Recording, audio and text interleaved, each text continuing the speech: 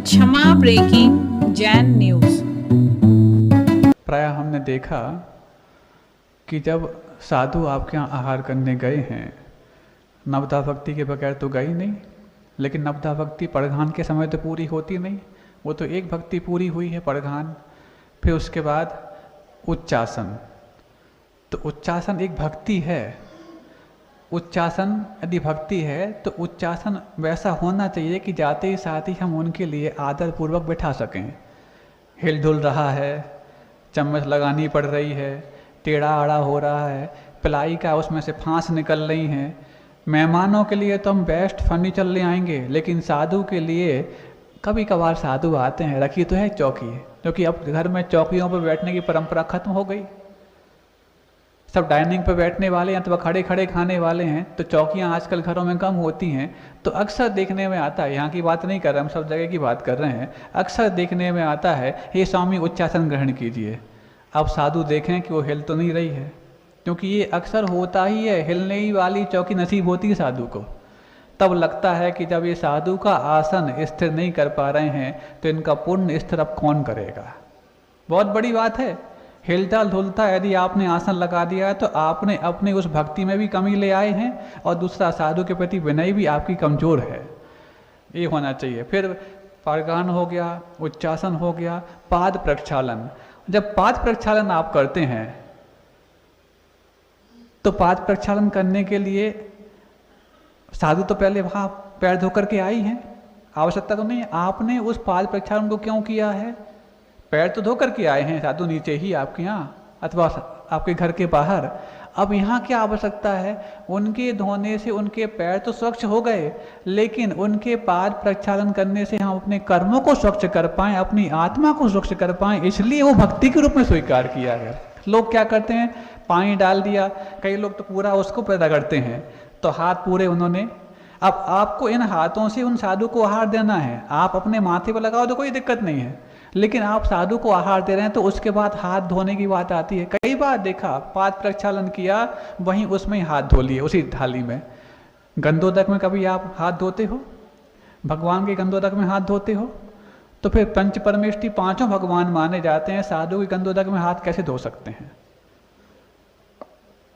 परगान हो गया।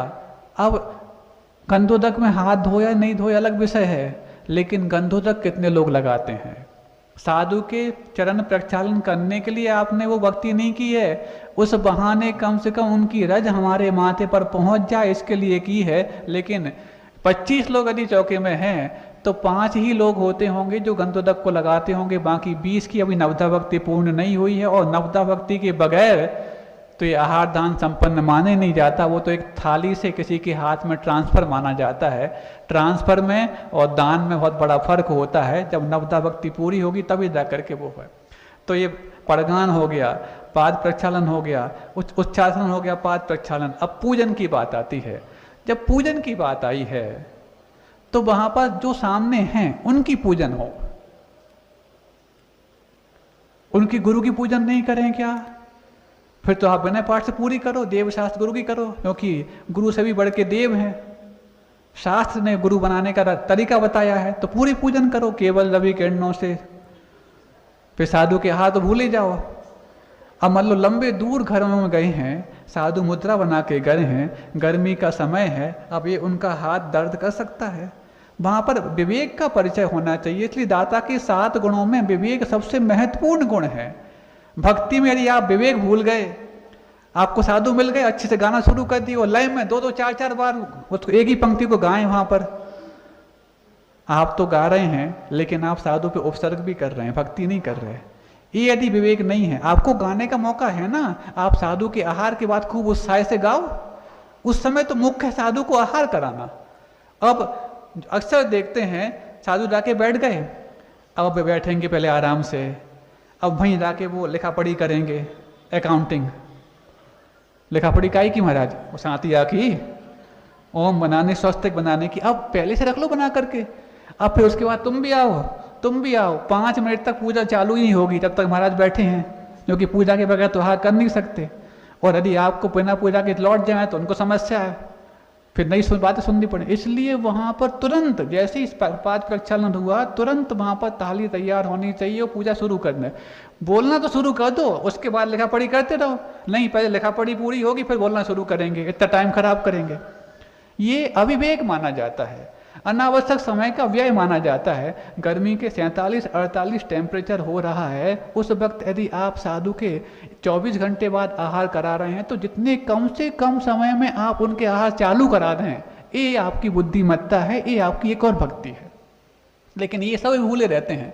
फिर उसके बाद अब देखो, जब पूजन नहीं की है या पाद प्रक्षालन नहीं हुआ तब तो हाथ धो लिए, अब पाद प्रक्षालन करने के बाद भी हाथ धो लिए, अब पूजन करने के बाद समेटेंगे उसको जो बिखराते हैं गली गली। वैसे तो हर व्यक्ति के लिए जब द्रव्य चढ़ाने की यहाँ छूट मिली है तो वो हाथ लगा के काम निकाल लेता है, लेकिन वहाँ इतनी सी थाली में द्रव्य रखी है तो हर व्यक्ति को उसमें छीना झपटी करनी। हम भी चढ़ाना जानते हैं, आप सब जानते हैं, साधु भी सब जानते हैं आपको कितनी तुम पूजन करते हो कितनी नहीं करते हो। एक दिन की बात नहीं और एक जगह की बात नहीं, हम हर जगह की बात कर रहे हैं और रोज़ की बात कर रहे हैं, जतारा के बाहर की भी बात हम कहना चाह रहे हैं। तो ये वहाँ पर मान लो ठीक है, छोटी सी थाली है, एक व्यक्ति के हाथ जा सकता है तो आप करने दो तो हाथ लगा लो। नहीं, हम भी उठाएंगे चिटके उसमें से, हम भी उठाएंगे उसमें से लौंग। ये क्या है? छीना झपटी हो रही है। हर व्यक्ति जैसे ग्रास देना चाहता है हर व्यक्ति उसमें जितनी, वहाँ पर एक भी कण वहाँ नीचे नहीं गिरना चाहिए। मान लो आपके चिटक या चावल से वहाँ चींटियाँ आने लग गई, और ऐसे उमस वाली मौसम में तो जीवों की उत्पत्ति तुरंत होती है। अब आपने एक पूजन में अविवेक किया, चींटियाँ शुरू हो गई, अब साधु या तो लौट जाएंगे और जिनका लौटने का नियम नहीं है तो वो बास कर लेंगे, क्योंकि वहाँ जीव जंतु इतने हो गए, उनको कैसे करें, उनका घात तो कर नहीं सकते। ये छोटी छोटी बातें होती हैं जो अविवेक के लिए कारण बन जाती हैं, और इसका विवेक रखते हैं तो आपके जीवन में वही आहार दान, जो दान तीर्थ के प्रवर्तक के माध्यम से आज तक अनवरत जारी है, आपके लिए साथ ही साथ पुण्य भी अर्जित कराता है, और इसी के माध्यम से अगले भाव में अथवा उसी भाव में आपको मोक्ष मार्ग की भी प्राप्ति हो सकती है, और यदि योग काल में पैदा हो गए तो मुक्ति तक ले जाने के लिए वो परंपरा बना सकता है। ऐसा अद्भुत वो कार्य होता है। फिर उसके बाद प्रगान हो गया, उच्चासन हो गया, पाद प्रक्षालन हो गया, पूजन की बात है। अब पूजन है तो जो सामने साक्षात बैठे हैं उनकी पूजन करनी अनिवार्य है। अब सुन लो, अब बात आ गई इसलिए बोल रहे हैं। हम अपने गुरु की पूजन तो यहाँ पर अच्छे से ठाट बाट के साथ करा के गए हैं आधा घंटे तक। अब वहाँ पर आपको जो सामने महाराज हैं, जो भी महाराज हैं, उन्हीं की पूजन करनी अनिवार्य है। उनके गुरु की अथवा किसी अन्य की या देवशास्त्र गुरु का ना अर्घ बोलना अनिवार्य है, ना पूजन करना अनिवार्य है।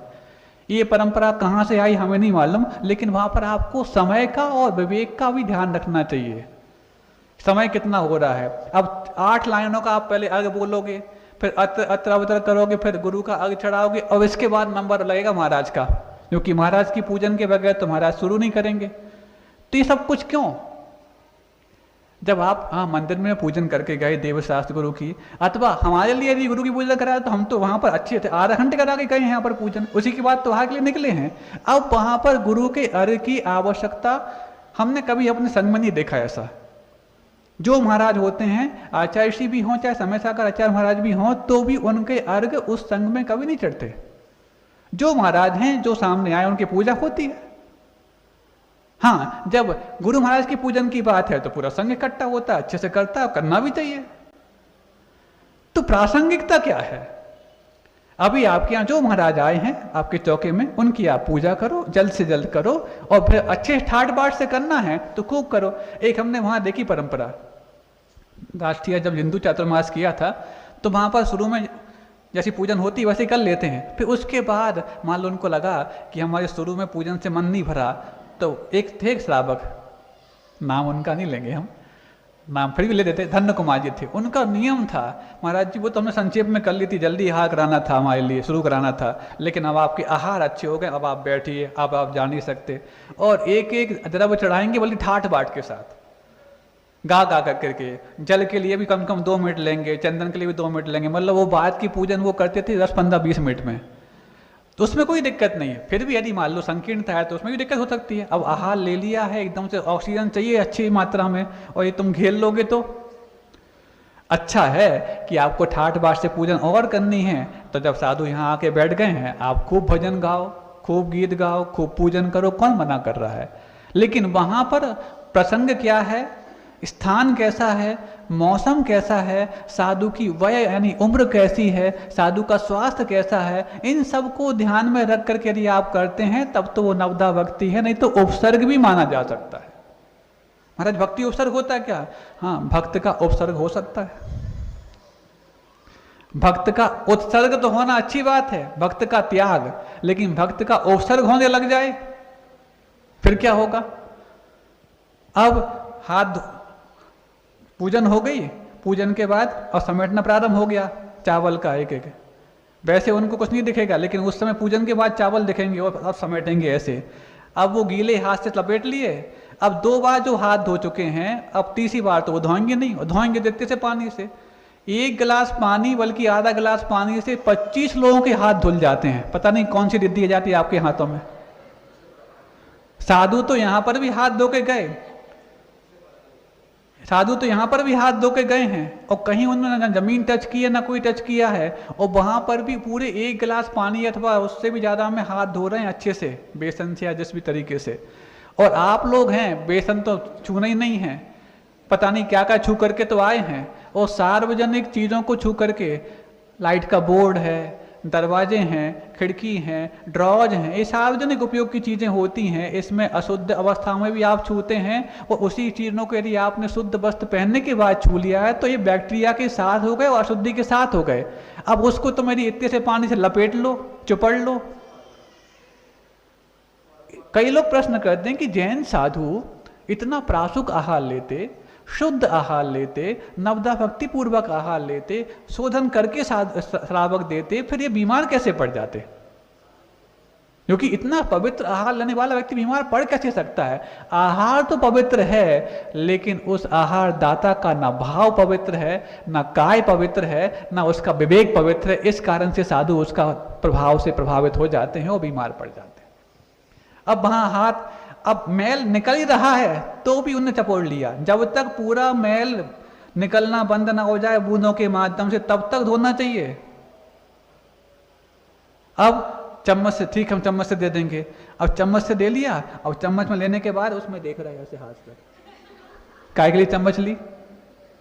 फिर उसके बाद ये प्रतिदिन देखने में आता है। कभी आप पुस्तक पढ़ो, पुस्तक पढ़ते पढ़ते यदि बोल बोल के पढ़ रहे हो तो कई बार आपके थूक के निशान उस पुस्तक पे आते कि नहीं आते, ड्रॉप के रूप में देखें अभी कभी आपने? तो जब पुस्तक पे आते हैं तो भोजन में नहीं आते होंगे। हम प्रायः देखा जो प्रतिदिन आहार देने वाली हैं वो रोज गलतियां करते हैं। वस्तु हाथ में लेके, हे स्वामी मन शुद्धि, वचन शुद्धि, काय शुद्धि। अब देखो हम बोल रहे हैं ना, हमारे थोड़ा कोई कण इस हाथ में स्पर्श हो रहे हैं, हमें समझ में आ रहा है, तो आपके नहीं होते होंगे। मन शुद्धि, वचन शुद्धि, काय शुद्धि, आहार जल शुद्ध है। अब किसी ने बोल दिया ए शुद्धि वस्तु लेके नहीं बोलना, मान लो किसी ने बोल दिया तो वो शुद्धि तो नहीं बोलेंगे, लेकिन आहार देने के बाद नमोस्तु महाराज जी, और नमोस्तु भी नहीं बोला, वो शुद्धि भी नहीं बोली। महाराज ना हमने नमोस्तु बोली ना शुद्धि बोली, ये तो बोल रहे तुम। वहां उद्देश्य क्या है शुद्धि वस्तु लेने का अथवा नमोस्तु नहीं बोलने के पीछे कारण क्या है? जो भी आप बोलोगे, एक शब्द भी, एक अक्षर भी बोलोगे, आपका थूक उसमें जाएगा और जूठन खिलाने का पाप आपको साधु के लिए लगेगा, साधु को जूठन खिलाने का पाप लगेगा। पुण्य कमाने के लिए गए और पाप ढो करके आ गए। ये अविवेक कब तक चलेगा? प्रतिदिन होता है, ये भूल ही जाते हैं। वहां पर पता नहीं कौन सी उसमें रमे रहते हैं। पहली बात तो मन शुद्धि, वचन शुद्धि, काय शुद्धि बोल रहे, हवा शुद्ध है ही नहीं है। इतने लोग एकदम से पैक कर दिए। हम तो कई बार सोचते हैं, ये कई बार यदि नियम मांगे आहार के बाद तो एक ही नियम देंगे, जब तक तुम्हारे भोजन करते समय 40 लोग इकट्ठे ना हो जाए भोजन नहीं करोगे। फिर करके दिखाओ, कर सकते हो? सुबह नाश्ता करके आए, पानी पी करके आए, तो भी यदि 1 घंटे बाद भोजन करने में तुम्हारे सामने 40 लोग इकट्ठे हो जाएं तो तुम भोजन नहीं कर पाओगे, पक्का नहीं कर पाओगे। साधु 24 घंटे बाद आए हैं, गर्मी में आए हैं, खड़े होकर के ले रहे हैं और सफोकेशन, उन्हें तो बस सबसे पहला ग्रास, बाहर वालों को सबसे पहला ग्रास देना।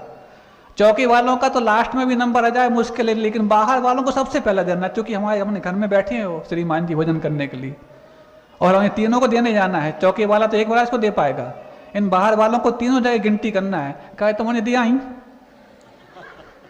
ले रहे भी, शुरू कर दे ले वो। ये क्या है? ये आपके बिल्कुल ना हंसी के मजाक के विषय हैं, ना किसी प्रकार से पाप वर्धन के विषय हैं। साधु आए हैं आपका पुण्य बढ़ाने के लिए, अपने स्वयं की कर्म नजरा को करते हुए आपकी कर्म नजरा कराने के लिए। और यदि आप कर्म बांधेंगे तो रोज ये कहने में आता है, क्यों उसमें क्या आपको बोलना ही है तो रख दो वस्तु, फिर बोल लो। कुछ लोग क्या समझते हैं, अब उस समय तो हम बोल नहीं पाते, अब हम बोल रहे हैं तो बता रहे हैं पूरी चीजें। कुछ लोग क्या समझते हैं, महाराज जी का नियम है कि चौके के बाहर से शुद्धि बोलना है। महाराज जी का नियम चौके से बाहर शुद्धि बोलवाने का नहीं है। वस्तु रख करके शुद्धि बोलो, आप चाहे अंदर से बोलो चाहे बाहर से बोलो, वस्तु को लेके मत बोलो। तो वो लोग समझ लेते हैं महाराज जी है। अब आज हुआ ऐसे ही, उन्होंने हाँ बोल दिया, उन्होंने वस्तु अलग कराने की बोल दी। तो किसी ने बोला चौके के बाहर से बोला ना, तो वापस गए वो वहां से बोलने लगे, अरे हमने कहा ये फालतू से क्या समझ रहे हैं क्या नहीं समझ रहे, क्या है ये विवेक वहां पर कहाँ रहता है? एक चीज समझ लो, अरे आप कुछ समझ में नहीं आता ना वहां पर, एक चीज समझ लो, जब साधु आपके यहाँ गए हैं, पूजन और नवधा भक्ति हो रही है, तब तो उनको आप भगवान मानो, और जैसे वो आहार के लिए खड़े हो गए हैं उनको आप इंसान मानो। होता उल्टा है, होता उल्टा है। जब नवधा भक्ति करनी होती है तो उनको इंसान मान के अपनी भक्ति ढंग से नहीं करते, और जब वो खड़े हो जाते हैं तो उनको भगवान मान लो, कैसे भी करो, भगवान तो भगवान है, कुछ बोलेंगे। गलत है। एज ए ह्यूमन बीइंग आपके लिए क्या, किस समय क्या आवश्यकता होती है, यदि आप अपना स्वयं के लिए सोचो कि मैं इस समय यदि आहार कर रहा हूं अथवा कर रही हूं, तो मेरे लिए उस समय क्या आवश्यक लगेगा। अब जिसके हाथ में जो है वो ही देने का प्रयास करेगा, जिसने जो बनाया वो ही देने का प्रयास करेगा। अब देखो तो सही, संयोजना बिगड़ तो नहीं रही है। और एक चीज और, द्विदल के बारे में आज समाज के धारणाएं बदलती जा रही हैं, और सामाजिक भोजों में भी द्विदल का परोसना जारी है। अच्छी बात आ गई यार। गर्मी का मौसम है, छाछ दही का प्रयोग खूब होता है, मना नहीं कर रहा उसका प्रयोग करने के लिए, लेकिन दाल अथवा दाल से बनी हुई वस्तुएं, कोई भी दाल हो, और दही अथवा दही से बनी हुई कोई भी वस्तुएं यदि एक साथ मिक्स करके खाते हैं तो मांसाहार का दोष लगता है। मांसाहार, और मांसाहार का दोष लगाने वाला कोई भी व्यंजन सामूहिक भोजों में तो होना ही नहीं चाहिए। चाहे वो रायता हो, चाहे वो दही बड़े हों, चाहे कोई भी हो। महाराज हमारा त्याग नहीं है, आपका त्याग नहीं है, लेकिन हम किसी सामूहिक भोज में खिलाएंगे क्या उसको? और करना ही है यार ये आपको, ठीक है गर्मी का मौसम है, छाछ दही का प्रयोग करते हैं, तो जरूरी क्या है कि उसमें बड़े हम बेसन के बनाएं या दालों के बनाएं, आटे के बना सकते हो, कोई दिक्कत नहीं, ताकि आपके जिब्बा सुख भी खूब मिले और जीव रक्षा भी हो सके। इसमें क्या दिक्कत है? वैकल्पिक व्यवस्था यदि नहीं होती तब तो आप इतना कहते। ये सब चीजों का ध्यान रखना अनिवार्य है। अब वहां पर अक्सर ये हमें पकड़ में क्यों आता है, जब आप आहार दे रहे होते हैं, मान लो छाछ का कोई वस्तु साधु ले रहे हैं, उस समय यदि आपने दाल चने या कुछ भी चीज या बेसन की चीज देने के प्रयास किया तो समझ जाते हैं कि इनको स्वयं का त्याग नहीं है। इसका त्याग इसलिए नहीं क्योंकि उनका ज्ञान भी नहीं है। ये प्रयोग प्रैक्टिकली प्रूव्ड हो चुका है, आप करके देख लो। एक माइक्रोस्कोप लेकर के आओ, आप बेसन रखो या दाल रखो और उसमें अपनी लार गिरा दो या थूक गिरा दो, और माइक्रोस्कोप से देखो, विदिन ए मोमेंट उसमें बिलबिलाती हुई जीभ दिखेंगे। प्रैक्टिकली प्रूव्ड है। वैसे तो यदि चाय दूध में आपकी दाल में एक मक्खी गिर जाए तो उसको अलग कर देते हो, एक जीभ गिराए अलग कर देते हो, यहाँ असंख्यात जीभ वहां पैदा होगा, खाते जाते हो गप करके। एक जिब्बा लोलुपता है, और इस बात को सुनकर के भी तुम्हारा द्विदल का त्याग नहीं हो पा रहा है, तो पक्का मांसाहार का बहुत सबब तुम्हारे दिमाग पर चढ़ चुका है। अब तुम्हें बचाना बहुत मुश्किल है। सामूहिक भोजों में द्विदल का प्रयोग बंद हो, और बच्चों को भी इसका ज्ञान कराओ। कई बार लोग ये कहते हैं कि मिल्क प्रोडक्ट यानी डेयरी प्रोडक्ट खाने से हाइपर एसिडिटी बढ़ती है, दूध पीने से हाइपर यानी अम्ल पित्त बढ़ता है। ऐसा जो कहते हैं, कभी भी दूध के माध्यम से नहीं बढ़ता, छाछ के माध्यम से नहीं बढ़ता। कब बढ़ता है तो सुन लो कैसे बढ़ता है। दूध के प्रोटीन और दाल के प्रोटीन एक साथ मिला के खाओगे तो हाइपर प्रोटीन होने के कारण अम्ल पित्त की शिकायत होती है, और दूध जैसे एंटासिड जो पित्तनाशक होता है उसको हम अम्ल पित्त बढ़ाने वाला घोषित कर देते हैं। हमारे खान पान की संयोजना नहीं है, भोजन विज्ञान हम नहीं जानते हैं, इस कारण से उसको आरोपित कर रहे हैं। जबकि किसी को कितना भी अम्ल पित्त बढ़ा हो, आधा गिलास दूध आधा गिलास पानी दोनों को एक साथ करके यदि उबाला है आपने, और यदि उसमें मीठा या इलायची डाल के यदि आपने लिया है और ठंडा करके लिया है, इनो से भी बढ़ के एंटासिड बनेगा वो आधा दूध आधा गिलास पानी। इनो तो आपको फिर भी देर में राहत देगी, लेकिन आधा दूध आधा पानी मिला के उबलने के बाद, ठंडा होने के बाद मीठा मिलाया है, इलायची मिलाई है, तो तुरंत रिएक्ट करता है। अब जो एंटासिड था उसको आपने एसिड बढ़ाने वाला बना लिया। क्यों? आप खान पान के संयोजन नहीं जानते। तमाम विज्ञान पता है, आपके बड़े बच्चे बड़े बड़े बड़े विज्ञान सीख रहे हैं, लेकिन भोजन विज्ञान के शून्य है उनका ज्ञान। जो आपके जीवन को सबसे ज्यादा चलाता है उसके बारे में कोई ज्ञान ना माता पिता देते ना स्कूल कॉलेज देते, और जिससे हमारा जीवन चलना नहीं और बिगड़ना है उसके बारे में पूरा ज्ञान माता पिता भी देते और स्कूल कॉलेज भी देते। बात चली थी नवदा भक्ति की, तो क्या हो गया? पड़गान हो गया, पाद प्रक्षालन हो गया, उच्चासन हो गया, पाद प्रक्षालन हो गया, पूजन तो समझ गए ना। पूजन में जो महाराज सामने हैं उन्हीं की पूजन अनिवार्य है, उनके गुरु की भी पूजन उस समय अनिवार्य नहीं है, क्योंकि यहाँ पर नवदा भक्ति आप उन महाराज की कर रहे हैं जो आपके सामने आए हैं। उनके गुरु की पूजन तो वो यहाँ करके ही गए हैं, अच्छे से करके गए हैं। अब वहाँ क्या, वहाँ तो आप जल्द से जल्द साधु के आहार शुरू कराएं, और वहां पर पूजन की शुरुआत में लंबी चौड़ी भक्ति ना करें। अच्छे से करना ही है आपको तो आहार हो जाए फिर खूब करें। जितना आप लेट हो रहे हैं गर्मी के समय में, उतना उनके अंदर लेने की रुचि कम हो रही है। जितना आपका समय बीतता जा रहा है उनके अंदर एसिड बढ़ रहा है, और ऐसे में यदि कुछ और अव्यवस्था हो गई और फिक गया तो अब 24 घंटे के लिए सब खत्म। भीड़ के कारण भी ऐसा हो सकता है, सफोकेशन के कारण भी ऐसा हो सकता है। और एक और, द्रव्य क्षेत्र काल भाव, इन चारों प्रकार की शुद्धि, चारों प्रकार की शुद्धि, इन चार का 4 से गुणा करने पर 16 माना जाता है। सिर्फ मात्र वस्त्र शुद्ध पहनने का नाम 16 नहीं, वो तो एक है, बाकी 15 बाकी हैं। अब सुनो, बहुत अच्छी बात है, सबके जीवन की बात है।